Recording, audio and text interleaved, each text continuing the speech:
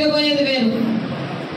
ఎవడైనా అక్రమ లేఅవుట్లు వేస్తారు, అక్రమంగా అఫీషియల్స్ని మేనేజ్ చేసుకొని మేము లేఅవుట్లు వేసుకుంటాము, మాకు నచ్చినట్టు మేము ఉంటామని ఎక్కడ పడితే అక్కడ అక్రమంగా లేఅవుట్లు వేయడం కానీ, అక్రమంగా చెరువులు తవ్వడం కానీ, అక్రమంగా పేదవాళ్ళ భూమిని ఆక్రమించుకోవడం కానీ, ఏదైనా ఇల్లీగల్గా ఎక్కడైనా చేయాలని ఆలోచన రావడానికి కూడా మీరు వదిలేయండి. రోజుతో ఏదైనా త్రూ ప్రాపర్ ఛానల్ గవర్నమెంట్కి అనుకూలంగా గవర్నమెంట్కి అనుమతులు తీసుకొని ఏ వరకైనా జరగాలి.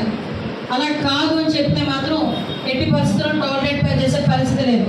మళ్ళా ప్రెస్లో కూడా ఇంకోటి చెప్తున్నా, ముఖ్యంగా ఎవరైనా నా పేరు చెప్పి కానీ ఇల్లు ఇస్తాం డబ్బులు ఇవ్వండి, పెన్షన్ పెడతాం డబ్బులు ఇవ్వండి, లేకపోతే అలా చెప్తాం డబ్బులు ఇవ్వండి అని ఎవరైనా మిమ్మల్ని అడిగినా డైరెక్ట్గా చెప్తున్నా, నేను ఇక్కడ కంప్లైంట్ బాక్స్లు కూడా ఏర్పాటు చేయడానికి సిద్ధపడుతున్నాను. ప్రతి మండలం హెడ్ క్వార్టర్స్లోని ఎంఆర్ఓ ఆఫీస్ దగ్గర, కాంప్లెక్స్ దగ్గర, కాలేజెస్ దగ్గర కంప్లైంట్ బాక్స్ ఏర్పాటు చేస్తాం. ఎవరికైనా ఏ కష్టం వచ్చినా డైరెక్ట్గా నన్ను అప్రోచ్ అవ్వడం మీకు ఇబ్బంది అయితే ఆ కంప్లైంట్ బాక్స్లోని మీ తాలూకా కంప్లైంట్ వేస్తే ఎవ్రీ 5 డేస్కి కానీ 3 డేస్కి కానీ అవి సాగ్రిగేట్ చేసి సంబంధిత అధికారులకి పంపించుకొని నేను దాని పరిష్కార దిశగా ముందుకెళ్తాను. ఎవరికి కూడా ఇల్లు ఇవ్వడానికి రూపాయి ఇవ్వాల్సిన అవసరం లేదు, పెన్షన్ పెట్టడానికి రూపాయి ఎవరికి ఇవ్వాల్సిన అవసరం లేదు.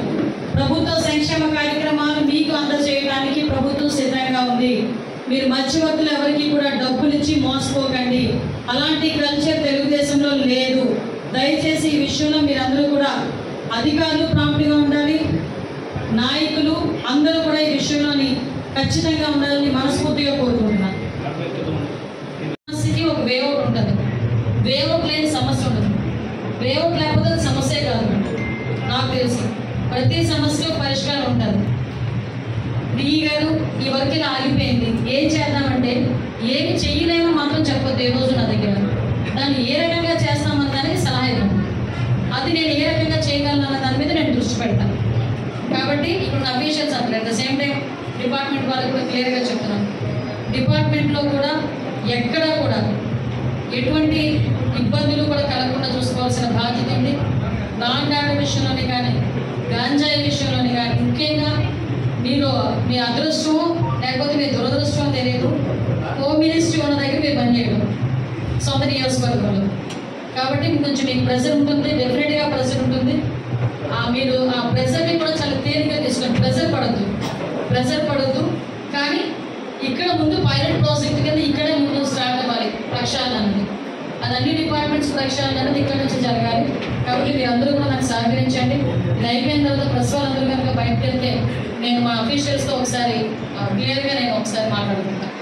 ఏర్పడిన తర్వాత అదేవిధంగా మంత్రిగా ప్రమాణ స్వీకారం చేసిన తర్వాత పాయకరావుపేట నియోజకవర్గంలో ఉన్న అఫీషియల్స్ అందరితోని ఒక ఆత్మీయ సమావేశం అంటారో, పరిచయ వేదిక అంటారో, రివ్యూ అంటారో, అది మీ ఇష్టం. నేనైతే ఒక పరిచయ వేదిక మనం రాబోయే కాలంలో 5 సంవత్సరాలు పనిచేసేదానికి ఒక పక్కా ప్రణాళికతో ముందుకెళ్లాలని ఒకే ఒక ఉద్దేశంతో మిమ్మల్ని అందరినీ ఒకసారి పిలిచి మాట్లాడడానికని పిలవడం జరిగింది. ఇక్కడికి అన్ని డిపార్ట్మెంట్స్ వాళ్ళు కూడా వచ్చున్నారు. అన్ని డిపార్ట్మెంట్స్ హెడ్స్కి, అన్ని డిపార్ట్మెంట్స్ వచ్చిన వాళ్ళందరికీ కూడా పేరు పేరున ధన్యవాదాలు, నమస్కారాలు తెలియజేసుకుంటున్నాను. ఎక్కువసేపు అంటే మీతో నేను క్లియర్గా డిస్కస్ చేయాలి. ఎందుకంటే నేను ఏదో రాజకీయంగా మాట్లాడడం కాదు.